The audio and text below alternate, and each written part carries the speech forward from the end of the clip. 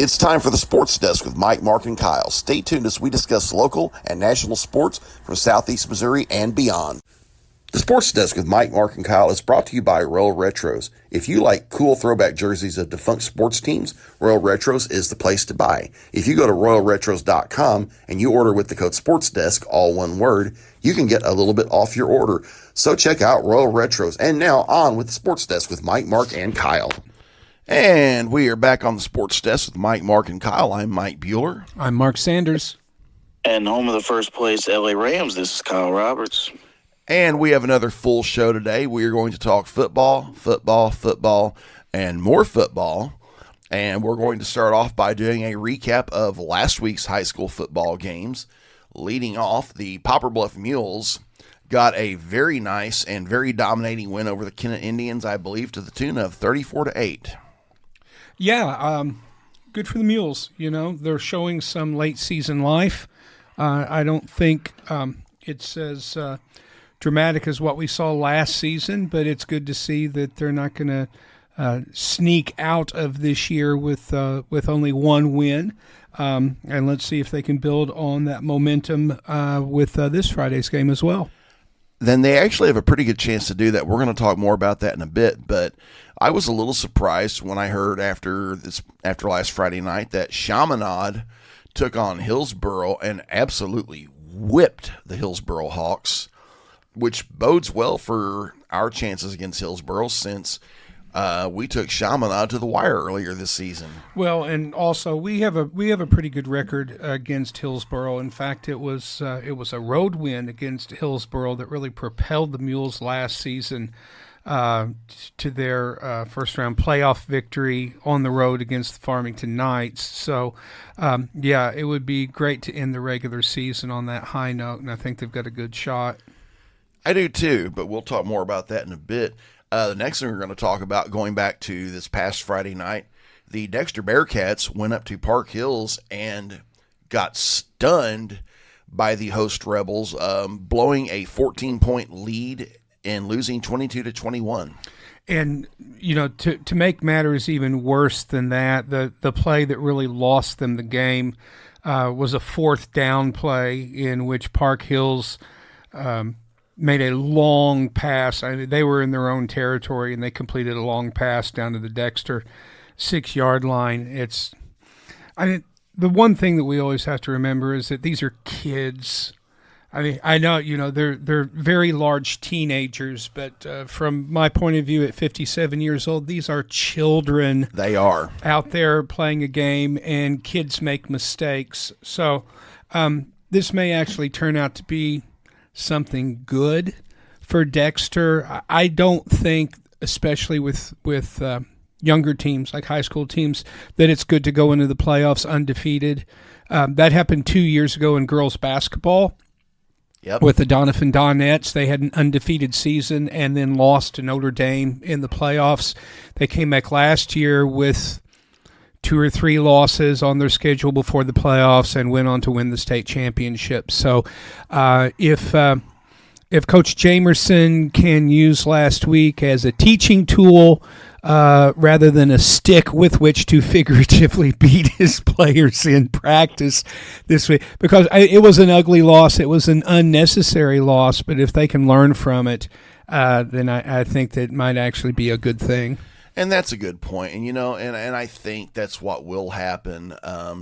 Even in spite of this loss, Dexter is still in great shape to be the number 1 seed in the district, which is really big. So it's one of those things that it's a blemish on the record, but in the long run, it may not hurt that much and could actually help. Yeah, an interesting stat that I heard from the radio broadcast, Dexter was undefeated from the previous time that they had played Park Hill Central. Park Hill Central was the last team that had beaten them before they went on this undefeated in the regular season, I should say, obviously. But yeah, sometimes one team just has another team's number. You know, it's one of those things where it's like, well, throw out the statistics when these two teams play. Sometimes it's like that, and the fact that it was a road game, I think, you know, it's always tough to win on the road, you know, unless you're like a monster program like Jackson, something like that. Indeed. Also from last Friday night, the Donovan Dons hosted the Granite City Warriors out of Metro East and got a really nice win over the Warriors, beating them 21-13. Yes, granted, the Warriors, this was their 31st straight loss, but Granite City's also a school that has 3 or 4 times the enrollment of Donovan. That's still a nice win. And here's a big thing. It gives the Dons their 4th win of the season, which is as many wins as the program had at the varsity level since resurrecting in 2018 coming into this year. That's a pretty nice milestone. It's also Donovan's most wins since 1974. Well, yeah, and it's a good platform to build on, and it also shows that their coaching staff has the program moving in the right direction. The key for that program in Donovan is, can they recruit more players out of their district, because they need more bodies on the field. That is a big thing. Looking at some more games from last week, Saxony Lutheran beat Massac County. I think it was 42-28. I called that one, if you'll remember, from last week. That is correct. He did. Other games from last week, as I'm pulling up last week's schedule here on my phone, because I'm old and I need the reference to see it. Jackson got another gigantic win over Miller Career Academy. Nobody thought that wasn't going to happen. There's no point in even paying attention to Jackson until the state Final Four. They're going to the Final Four. Wait, yeah. I'm sorry. Who is Miller? What was it? Repeat that school again. Miller Academy? It's a St. Louis public school, and basically, here's the weird thing: the St. Louis public schools for football have basically co-opted where there's just 2 schools now. Miller's one because they've teamed up with Vashon, and Gateway STEM, who goes to Donovan Friday night, has teamed up with Sumner and Soldan. That is how much enrollment has dropped at the St. Louis public high schools.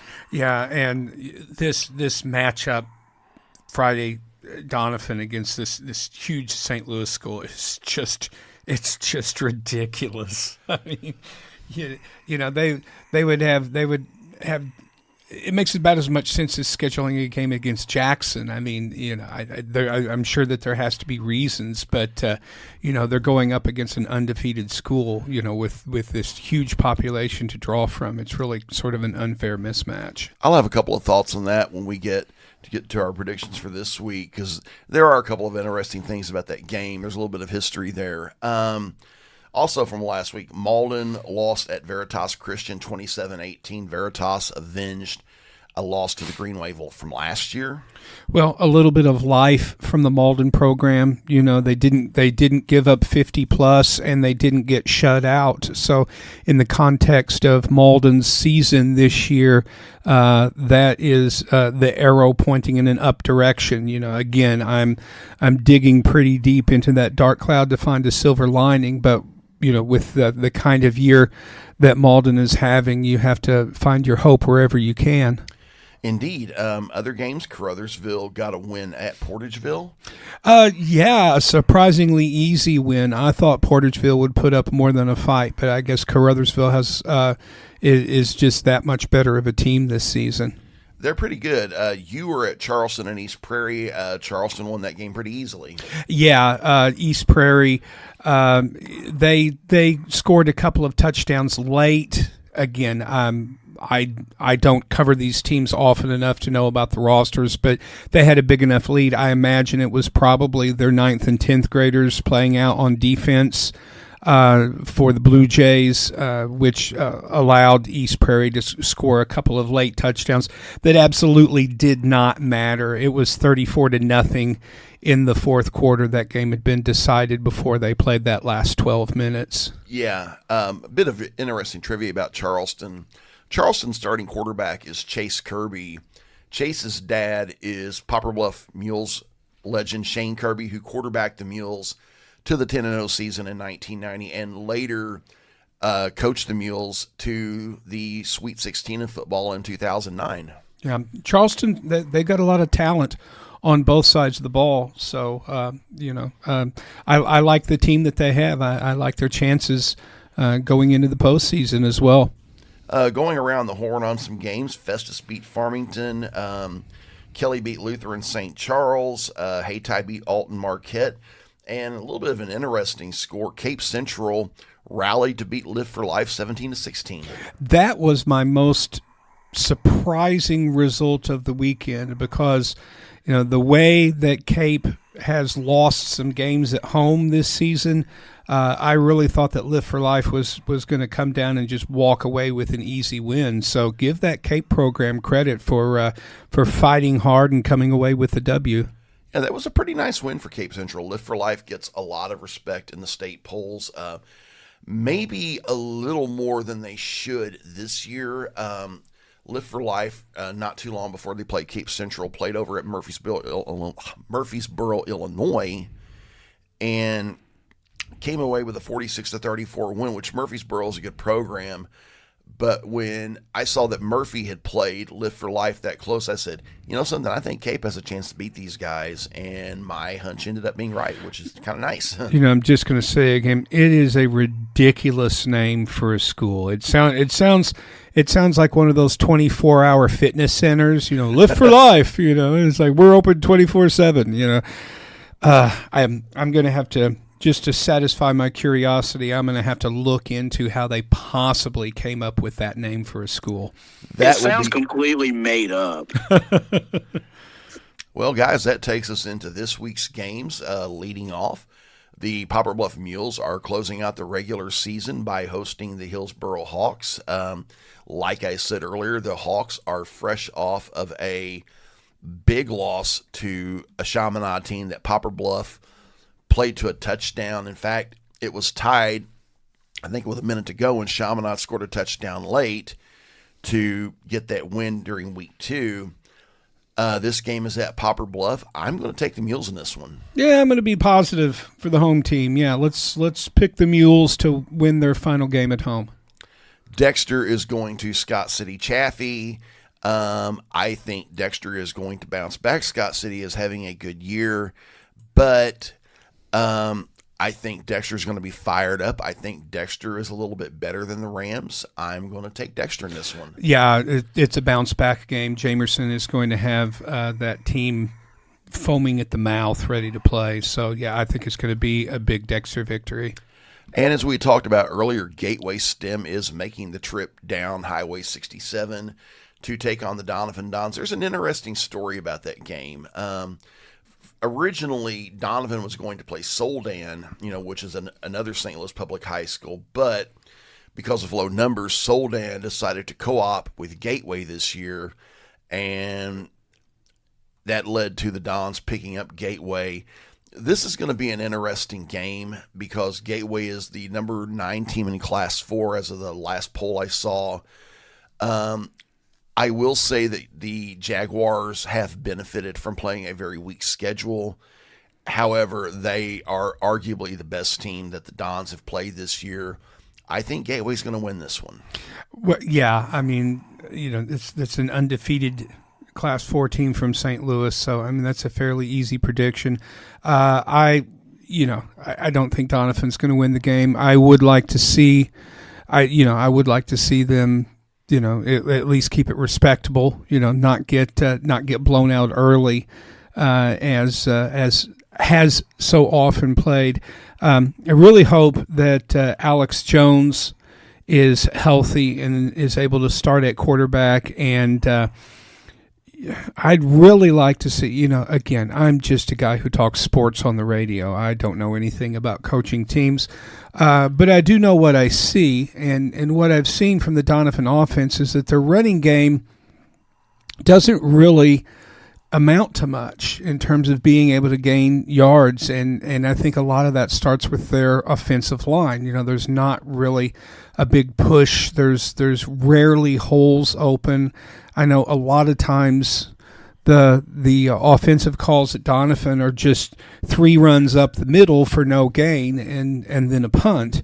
And then you see Alex Jones throwing the ball to Jacob Putman, and they're moving the ball down the field. So as someone who watches sports, and I think if I were a resident or a parent or a fan there in Donovan, I would be like, what do you have to lose? Just start slinging it. Just start even if it's just short screen passes, little bubble screens. Get the ball into Putman's hands, and when their defense starts keying on him with double and triple teams, that's going to open up a couple of your other playmakers. There's another kid.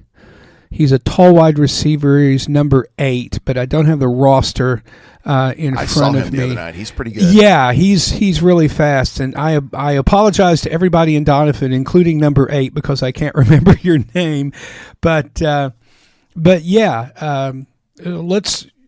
When you're going up, when it's a David and Goliath situation, you got nothing to lose. Pull out all the stops. Bring out all of your trick plays, your fake punch, your flea flickers. Whatever it takes. Leave it all out on the field, and regardless of what the final score is, as long as you give it your best, you can hold your head high and be proud of your effort. And they should be proud. 4 wins for a program that was reduced to junior varsity last season is a great accomplishment. Everyone there should be super proud of that team. And I think the future in Donovan is looking pretty good. They should have a pretty good amount of these kids back next year.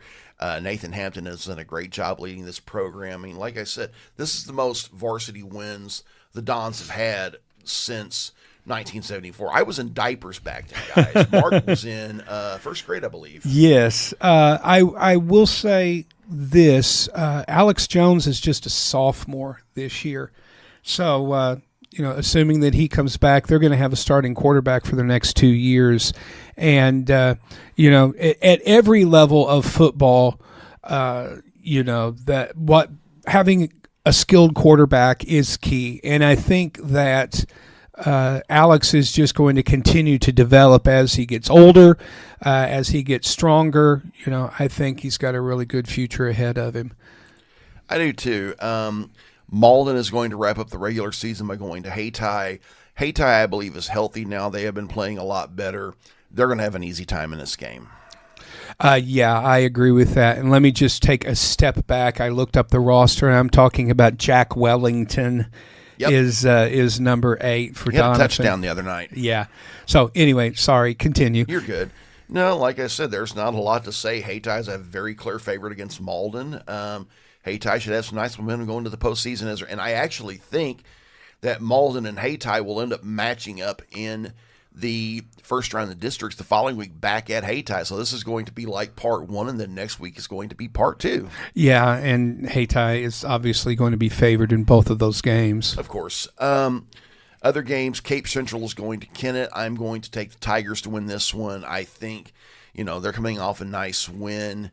They beat a Poplar Bluff team that had very little problems with Kennett. I think Cape's a clear favorite in this one. Yeah, I agree with that. Jackson is hosting Class 4 state-ranked Festus. The Tigers are a great team. They just beat Farmington. But I don't think, even though Festus is a state title contender in Class 4, they don't have the horses to do a lot against Class 6 Jackson. I think the Indians win this one pretty easily. Jackson swatted Farmington like a fly. Exactly. When we talked about that game a few weeks ago, Farmington was looking really strong, and I thought, man, they're really going to put up a fight against Jackson. And boy, did they not. It was just a track meet for the Indians. So, Festus is a strong team, but again, the least surprising result of this season in Missouri high school football would be a state championship by the Jackson Indians. So, you got to go with Jackson until somebody beats them, and I'm not sure who that is. It's certainly no one from Southeast Missouri. The CBC cadets out of St. Louis are going to have a lot to say about that. That is going to probably be Jackson's state quarterfinal opponent. They are the number 1 team in the state. They may or may not be ranked in USA Today. I would have to look. But that is Jackson's quarterfinal opponent. If Jackson can get past CBC, then the Indians have a pretty good chance of winning state. But that is going to be a very, very tall task. That is like going to be a minute bowl tall task. I'll tell you what, if we had nothing else going on, if that game happens the way you talk about, that would be a good excuse for a road trip, and we'll just cover our own media. We'll just like get media passes, as the Sports Desk podcast. You just leave all the rest of the traditional media behind. Hey, that may be something to keep in mind. That game may be at Jackson if it happens, but I'd have to double check that. Well, that would make it even. A trip to Jackson is a lot easier than a trip to St. Louis. More games this week. Charleston is going to Sykeston, renewing the Highway 60 rivalry. I'm going to take Sykeston in this one there, not only because they're coming off a nice win against New Madrid County Central. Charleston's having a good year, but Charleston is a Class 1 school. Sykeston is a Class 4 school. I think Sykeston pulls this one out. Are you certain about Charleston being a Class 1 school? Yes, Wow. they are Class 1. Okay. I don't care. Bluff beat Sykeston earlier this year. I'm taking the Blue Jays. I think the Blue Jays are going to beat the Bulldogs.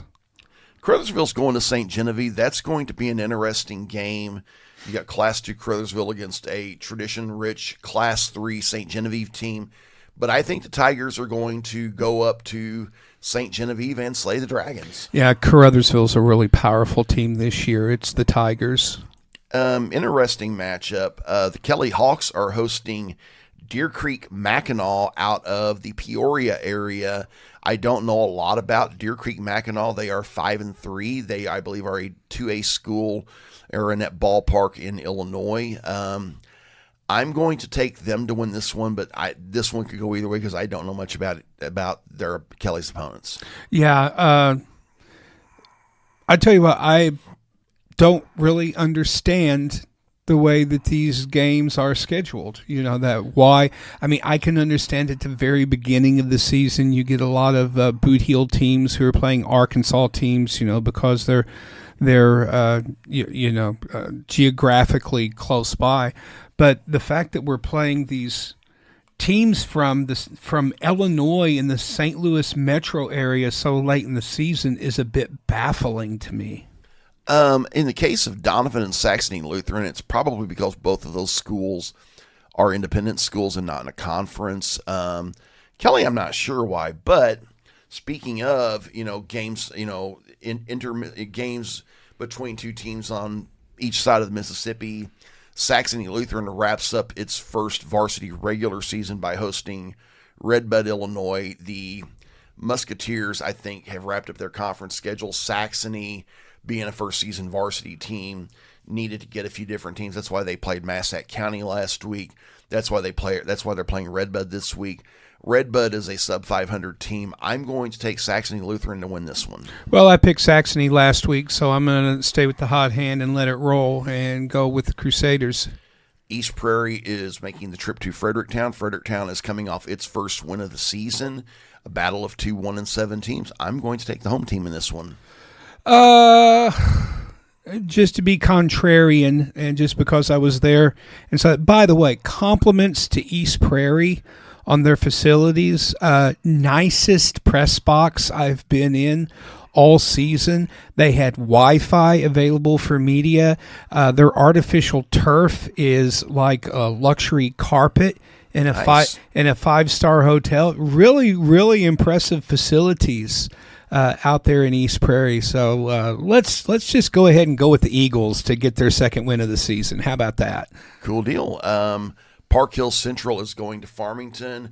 I know Park Hill Central is riding high after last week, but Farmington's pretty good. I'm going to take the host Knights in this one. Yeah, that is a letdown game for the Rebels for sure, and Farmington's just a better team than they are, so it's the Knights. And our last two area games are both in Perryville. Perryville is hosting Cuba. This Cuba team is not very good. I think they actually had to forfeit a game earlier this year, possibly because of low numbers. I'm going to take the Pirates at home to win this one. Sure, why not? Last but not least, St. Vincent is hosting Jefferson High School out of Festus. That one could be interesting, but St. Vincent is at home. I'm going to take the home team. Yep, me too. Hey, I want to say one more thing to our listeners over in Donovan. I pulled up the matchup, and I'm taking a look at Gateway. A lot of big wins, but in fact, I don't think Gateway has played a team with a winning record. They have not. Donovan has more wins sitting at 4-4 than any other team that Gateway has played. Here are some of the records they've played against: 1-7, 1-8, 2-6, 3-6, 3-5, 1-7, 0-8. That was a forfeit, and then Madison, Illinois, 1-7. So this is the first time they've played a team with 4 wins this season. So I still think Gateway's probably going to win that game, but let's not count the Dons out before the opening kick. Agreed. And Mark, I believe you're heading to that game Friday. Yep, I will be covering it for cmoball.com along with the DAR and with the Donovan Prospect News. And I will be happy to see the Dons fans and their team and coaches and everybody. I've been covering Donovan on behalf of our local news media for a few years now. I've gotten to know a lot of the folks out there, and I'm always glad to be over in Ripley County, and just wish everyone out there best of luck this weekend. Indeed, and it's going to be a nice finish to the regular season, and that's going to finish our high school football segment here on the Sports Desk. When we come back, we're going to talk a lot about the National Football League here on the Sports Desk with Mike, Mark, and Kyle. This is Three Rivers College women's basketball coach Alex Wiggs, and you are listening to the Sports Desk with Mike, Mark, and Kyle. And we are back on the Sports Desk with Mike, Mark, and Kyle, and we are going to dive into the National Football League.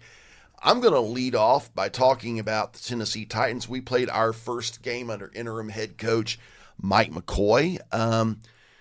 The good news is we had our moments. We led most of the first half, but we had about an 8-minute segment in the third quarter where we looked absolutely horrible, gave up a touchdown drive to the Patriots to lead off the second half, and then right after we got the ball back, Cam Ward had an ugly fumble that was turned into a scoop and score that broke the game open for the Jets.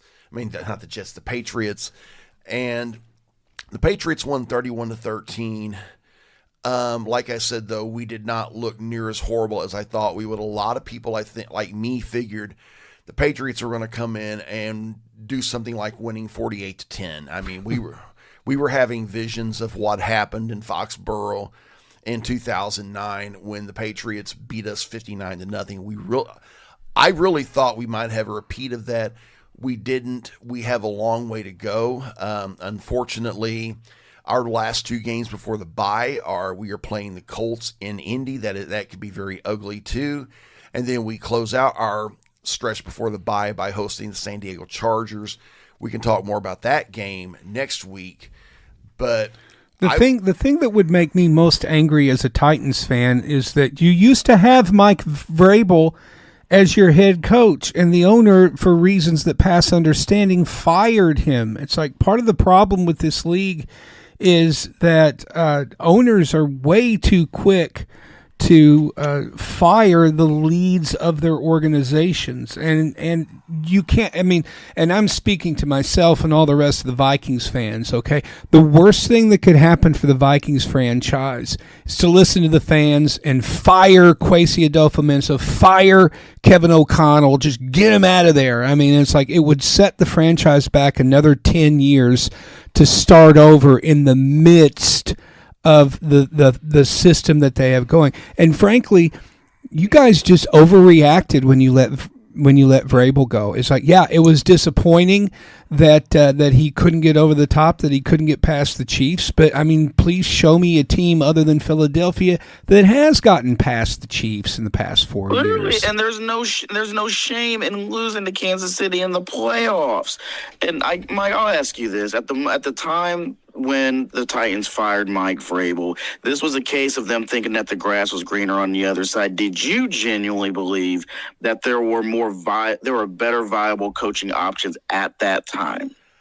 I'm not really sure. Well, it wasn't Brian Callahan. We know that for sure. Bada boom, bada bing, y'all. Mark just nailed that one right there, because whether or not, the one reason that I will say getting rid of Mike Vrabel was not the biggest mistake the franchise made is because hiring Brian Callahan as his replacement was. So you're just compounding error with error. And when you see something like this, that means that there's something dysfunctional higher than the head coach level. And until you get that fixed, it doesn't matter who you hire. That would be team owner Amy Adams Strunk, who is very unpopular in Nashville. I'm hoping that we can get a little bit of stability, but we will see. My fear is that the Titans are on our way to being what the Washington now Commanders were under Dan Snyder. Well, I mean, she would have to be, a much more horrible excuse for a human being to approach Dan Snyder levels. So that's true too. We can take solace in that. Yeah, let's hope it doesn't get that far. Again, let's wait and see who the Titans hire as the new head coach before. I don't think it's going to be McCoy. I don't think there's going to be any reason. The only reason that he was moved up is they had the sense to realize it's like, okay, we're not going to bring in an entirely new system in the middle of the season while we're trying to develop a rookie quarterback who has skills, who shows flashes. But the fact of the matter is, rookie quarterbacks screw up. Exhibit A, Jackson Dart. Who threw a terrible interception to lose a game that they should have won against Denver. But that is the pick your own adventure that you get with a rookie quarterback. It's going to be a wild ride. Mark, we've talked about this some too. People forget, Hall of Fame quarterbacks, how much they struggled as rookies. Peyton Manning threw 28 interceptions his rookie year. People forget that. Troy Aikman. Troy Aikman went 0-11 his rookie year. Oh, that's not even all. Troy Aikman threw 18 picks, 9 touchdowns, and had a completion percentage of less than 53%. He looked dog awful, and he did not look that much better his second year, even though the Cowboys were 7-7 in his starts. It took Aikman until his third year before he began to really look good under center. Yeah, my friends up at Purple Daily had a really good idea. They said that what we're seeing is that the model for having a successful franchise quarterback is not drafting and developing them, because the fan bases and, in fact, the league owners just don't have the patience for that sort of thing. That what you want is the Baker Mayfield, Sam Darnold model, where you take a quarterback who has underachieved in the league for about 5 or 6 years, you put him into an advantageous program that ideally utilizes the skills that he has, and then you use the cost savings and only paying a quarterback 20, 25, 30 million as opposed to 50 or 60 million, and then you use the rest of that money to build an excellent roster around them. And we're seeing that pay dividends in Tampa, in Seattle, because J.J. McCarthy may actually turn out to be a franchise quarterback, but I suspect unless he balls out the rest of this season, or maybe he just plays, B minus C plus, and they bring him back for next year, and then he balls out in his second year of starting. If that doesn't happen, what we're probably going to see is the Sam Darnold model, where it's like, sorry, kid, it just didn't work out. And he bounces around the league for a couple of years until he's 26 or 27 years old, and all the brain cells and all the physical maturity kicks in, and then he's just stomping the league up one side and down the other. And then the Vikings get to once again say, well, that could have been us, but we weren't smart enough to stick with it. Yeah, that's often how it goes. Speaking of the Vikings, your guys had their moments, but ended up losing by a touchdown to the Eagles on Sunday. I know that was a loss you're very frustrated about, Mark. I will let you go from there. Carson Wentz has to get back on the bench. I mean, as soon as possible. He's going to start Thursday, and he's going to be the reason why they lose out in L.A. to the Chargers. He's going to throw a bad pick, probably for a touchdown return.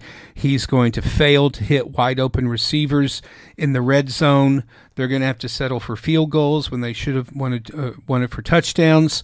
Let's throw in a terrible call for the referees that reverses a touchdown that was clearly a touchdown catch by T.J. Hawkinson. I mean, there's, how is the defense going to screw things up for the Vikings this week? Are they going to let the Chargers run up and down the field with them, gashing them for 15 or 20 yards to run? Or are they more likely going to let Justin Herbert throw for 375 yards against them? Again, it's pick your own adventure, except the adventure always ends in a Vikings loss. And this is my hot take as a Vikings fan. Unless JJ comes back and plays at the very least above average football, I think it's very unlikely that the Vikings win another game this season. I think that's a little bit too pessimistic.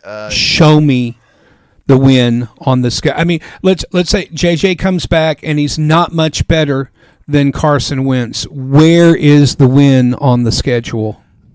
I'm not looking at it right now, but I looked at it earlier. You guys are not going to lose out. I mean, if you were the Tennessee Titans, yeah, I would say you might, but you're not. It's not going to happen. Although you guys do have a tough opponent tomorrow. Okay, Tonight. at Detroit, loss. Now at home against Baltimore, that's a winnable game unless Lamar comes back. Well, even if Lamar comes back, you should still win that game. The Ravens, or as we Titans fans used to call them, the Ratbirds, are horrible this year. Chicago's playing better. In fact, we're looking up at Chicago in the standings. That's not a guarantee. And then at Green Bay, at Seattle, okay. Maybe versus Washington. Washington doesn't look that good, but at Dallas and at the Giants, both of those look like easy wins at the beginning of the schedule.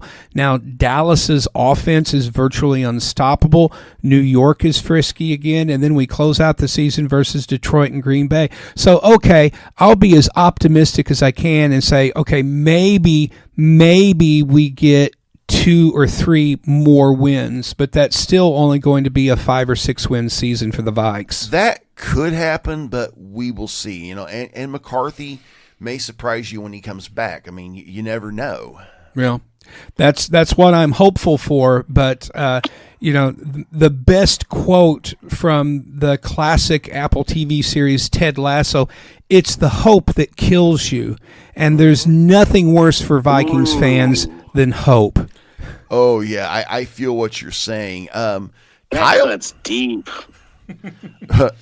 Kyle, your Rams are coming off a huge win over in jolly old England as they dominated a really good Jacksonville Jaguars team. I couldn't be happier to be wrong. As you remember last week, I did actually pick us to lose, and I hope my mother doesn't hear this because she will knock me sideways. Boy, don't you ever pick against us. Ride or die. Yes, ma'am. I digress. We did that without Puka Nacua. Yeah. Without him. And Devontae Adams, as I posted, I said, so he's washed, right? Devontae Adams is washed in Big 2025. Man caught 3 touchdowns. Yeah. Looked fantastic. I've been big on the Baker Mayfield for MVP bandwagon, but allow me to read these numbers for you right now. If a quarterback through 7 games has a QBR of 66 and a 109.3 quarterback rating with 17 touchdowns to 2 interceptions through 7 games, does that sound like an MVP to you? Well, of course, Matthew Stafford is an MVP caliber quarterback. We all knew that. But the key to the Rams' victories this season have been your offensive line and running game, because the way that you're going to win is by keeping Stafford upright. Exactly. Not only that, but and it's funny you say that because we're actually 21st in rushing and 21st in rushing touchdowns, but we've only allowed 11 sacks. What's kept us in games is the fact that we've allowed the second fewest offensive plays on defense this year, and we're second in points allowed per game. Well, we have a bunch of quiet assassins on that defense. Yeah, but get this. Your point differential is plus 58, which is second in the NFC behind Detroit, not far behind Detroit. Their point differential is a plus 64, and a lot of that was padded by their blowout win in week 2 or 3, whenever it was, against the Bears. So that point differential is really impressive on the part of the Rams. So my question is, when are people going to start talking about the Los Angeles Rams possibly at this juncture as the best team in the NFL? I'll wait. I think we should be in the conversation. Yeah, should they? Should they be in the conversation? Maybe now, if your conversation is best team in the NFC, yes. Along that's a conversation that we can have. I think Detroit is head and shoulders above the rest of the teams in the conference. Agreed. I would put the Rams, the Rams and the Bucks. I would probably put 2 or 3, and you can flip flop them from week to week. I do think the Rams, in the end, are going to be better than the Seahawks. I don't think that the 49ers can keep winning games with their walking wounded roster. I think eventually those injuries are going to catch up to them. I think they're really winning with Christian McCaffrey being an absolute monster out there. And I don't know if any of you saw his game Sunday night against the Atlanta Falcons, but I mean, he looked like Christian McCaffrey from 3 or 4 years ago. I mean, it's just he was running through that Atlanta defense like they were standing still, and if somebody got in front of him, he just knocked him right on his butt. I mean, it was really, really impressive. The bad thing about that, if you're a Niners fan, is that McCaffrey's going to break eventually if he keeps trying to run like that. So, yeah. Isn't it ironic that he, of all the players on the 49ers, he's the one that's not injured? Yeah, that is. Yeah, it really is. So, yeah, and if you're talking NFC, I'm going to go, let's say, Lions, Rams, Bucks as the top 3. But if we're looking at the AFC, I mean, obviously it's the Chiefs, right? We're talking about a Chiefs team that's not even leading their division. They're a game behind the Broncos and tied with the Chargers. An absolutely awful Raiders team, right? But the Chiefs look like the Chiefs again. I mean, it's like, by the way, if you're talking about point differential, plus 62. And that is, and that's second in the AFC behind the Colts. So, in the AFC, I'm saying Chiefs. I'm still putting the Chiefs ahead of the Colts. Until the Colts go into Arrowhead and beat them, the Colts are going to be in second place. And based on the record, I have to put the Patriots third in the AFC. England's been very, very impressive. And Drake May looks like a dude. Well, yeah, Purple Daily was talking in their podcast yesterday about, in retrospect, looking back at that draft, should the Vikings have given the Patriots everything they asked for in order to move up and take that pick and take Drake May? And obviously, hindsight being 2020, sure. It's like, how many first draft picks do you want for us to get a quarterback for the next 15 years? By the way, bit of trivia. The Indianapolis Colts are going to Arrowhead the Sunday before Thanksgiving. Oh, that's going to be so much fun to watch. Oh, that is going to be legend. Wait for it. Dairy. Yeah. Legendary. Yeah. Another of my favorite podcasts, and I urge you, if you like to listen to football podcasts, to look for the O-Line Committee. I think it's the best football podcast out there right now. But I was listening to yesterday's show, and they were saying, what's really scary about the Chiefs is that Pat Mahomes got all of his weapons back, and now he's angry at the rest of the league. It's like, okay, now it's time to show you. And so they're going to be running up scores for the rest of the season. But Mark, what helps the Chiefs right now? As it stands right now, they have the 5th easiest schedule in the league. Yeah. It's going to be interesting. It really is, but it really is schedule. I was texting you guys this over the weekend after my frustration at the Vikings loss.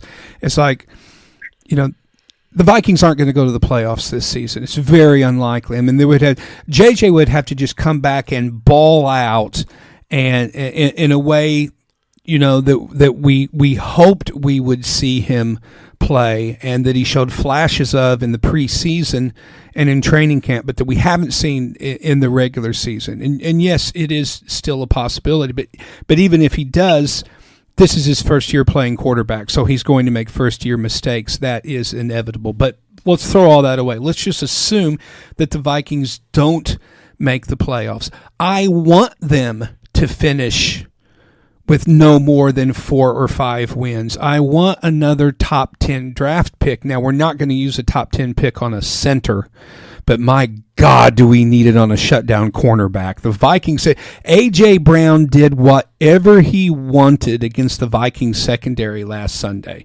as did Devontae Adams. We have got to get stronger on the secondary.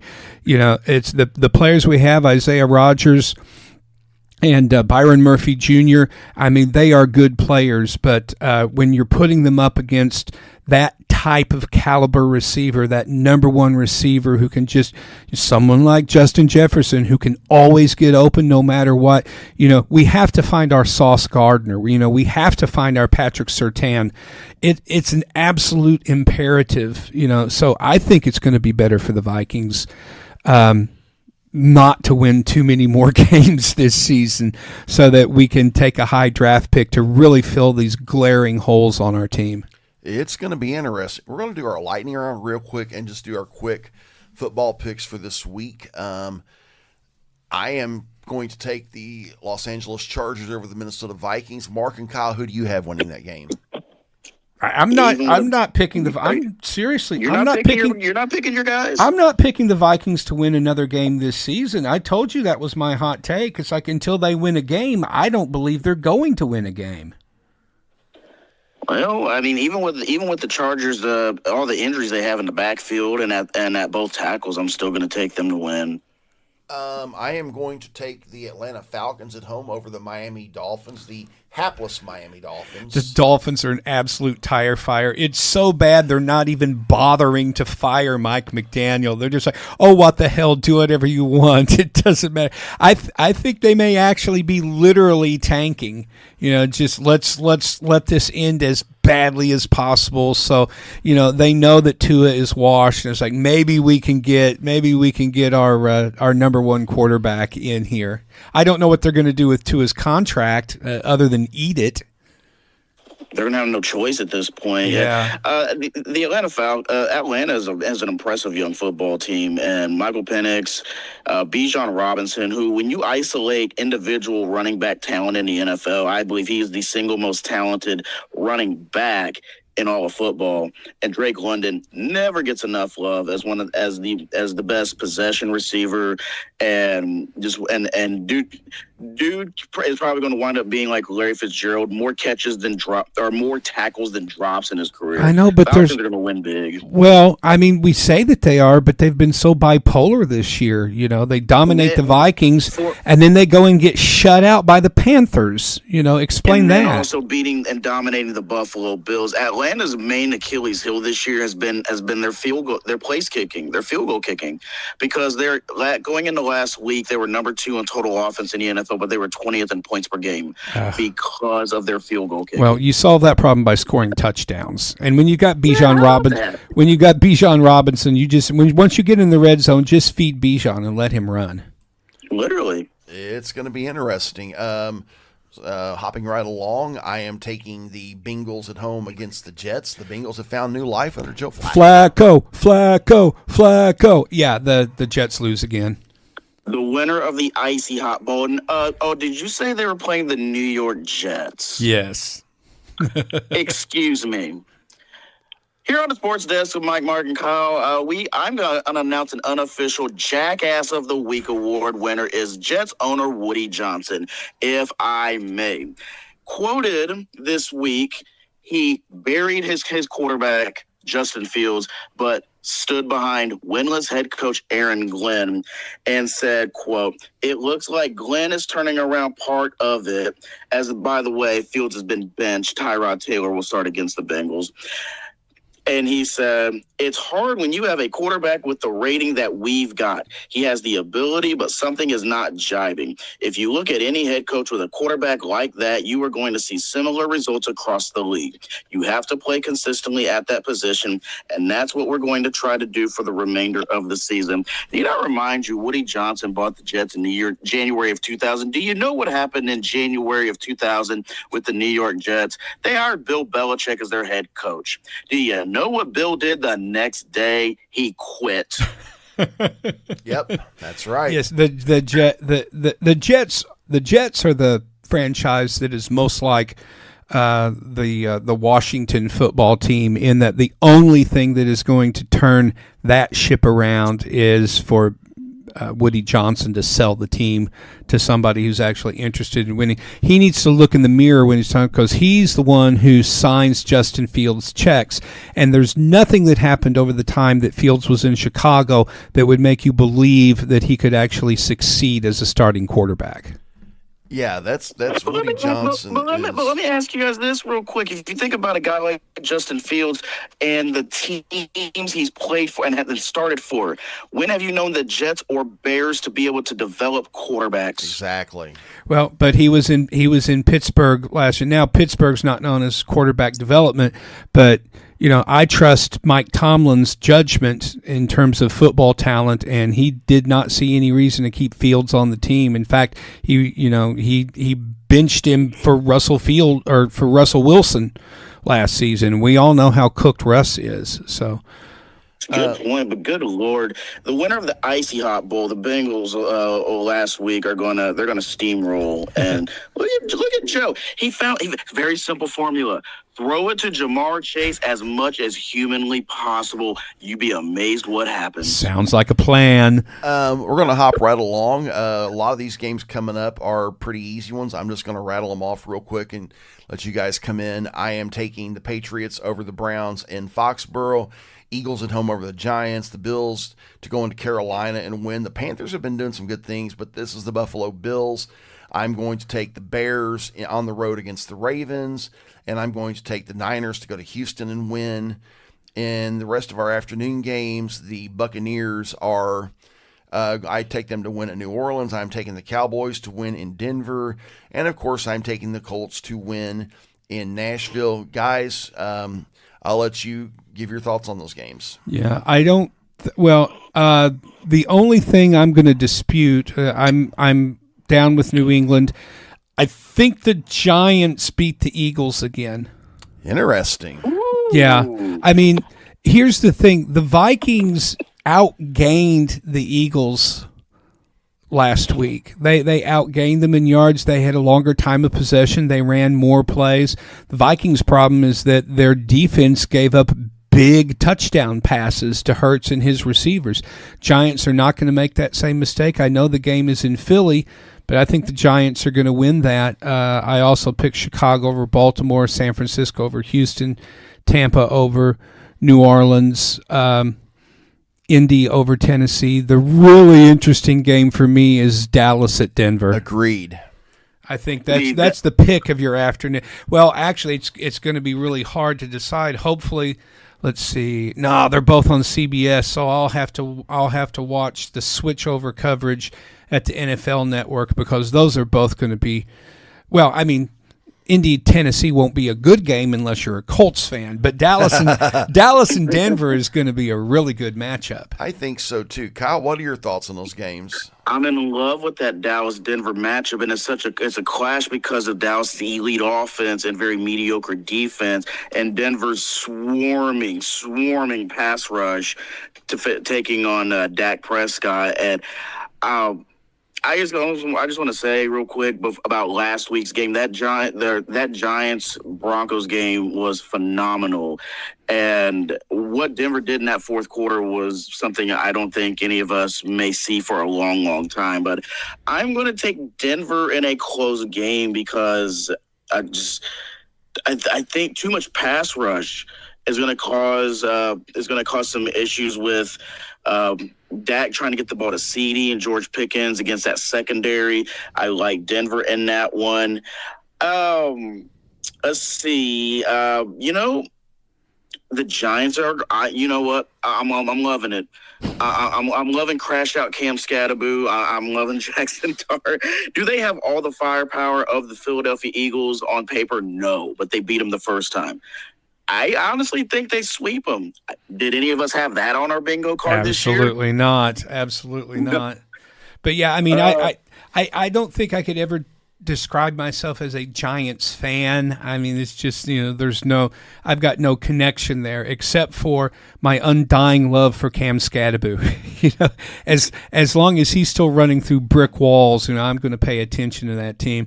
Our Sunday night game is Green Bay at Pittsburgh, and I'm actually taking the Steelers. I think the Packers are frauds. I'm starting to think so too. I think their first 2 weeks was an illusion, and it's as much as I hate to say it, Aaron Rodgers is managing that offense very effectively. I think the Steelers' defense has its way with Jordan Love, and the Steelers win a low-scoring game, probably something like 17-14. There's just something off about the Packers. Like, on paper, that's a good-looking football team. Obviously, the defense, like, you're looking at numbers, they're top 10 in points allowed and points for. They have a plus 33-point differential. But when you watch them play, they don't feel dominant. Now, the Steelers are annoying to watch, but they get the job done. Yeah. Yeah, they are so working class, blue collar, lunch bucket. Just come to the field and do my job. I mean, and that's what it looks like. It looks like they're doing a job. It's like watching someone work on an assembly line. It's not exciting, but it is effective. Yeah. And there's such an anomaly. Pittsburgh, 25th in total offense. The Pittsburgh Steelers, let me reiterate this. They are the 28th ranked total defense. Yeah. The Pittsburgh Steelers. Yeah. Somehow this team's in first place. Well, it's tribute to Mike Tomlin, who's never had a losing season. Now, our Monday night matchup, Washington Commanders go into Arrowhead to take on the Chiefs. And I'm also taking Green Bay on Sunday night. And it's disappointing that Jaden Daniels is going to be hurt, because I think that this would be a really competitive game. I don't think Marcus Mariota has any chance of scoring enough points against that Chiefs defense. And my goodness, Chris Jones just looks like a man possessed out there. He literally cannot be stopped. This game was supposed to be a marquee matchup at the start of the season, but again, no Jaden Daniels, no Deebo Samuel, no Terry McLaurin. I don't see Marcus Mariota pulling a 2017 and throwing a touchdown pass to himself again. Yeah, I was about to say, who does he have to throw to? Unfortunately, for the Commanders, the best parts of their offense are on injured reserve. Well, are on the injury list right now. Injured reserve means something specific, so forgive me for that. But yeah, the Chiefs have found the secret sauce, whatever that secret sauce that they were missing last year, as they literally struggled their way into a Super Bowl loss. They don't look like a team that's struggling or scuffling at all. They look like a team that is absolutely at the top of their game. Indeed, yeah. It's going to be an interesting slate of football. And before we go, I want to say you don't want to miss next week's show. It is going to be our Raiders and Lady Raiders Super Show. We will be joined by Lady Raiders head coach Alex Wiggs and hopefully by men's basketball head coach Robert Kirby. That's going to be a fun show next week. But on behalf, I am Mike Bueller. I'm Mark Sanders. And this is Kyle Roberts. And you have been listening to the Sports Desk with Mike, Mark, and Kyle.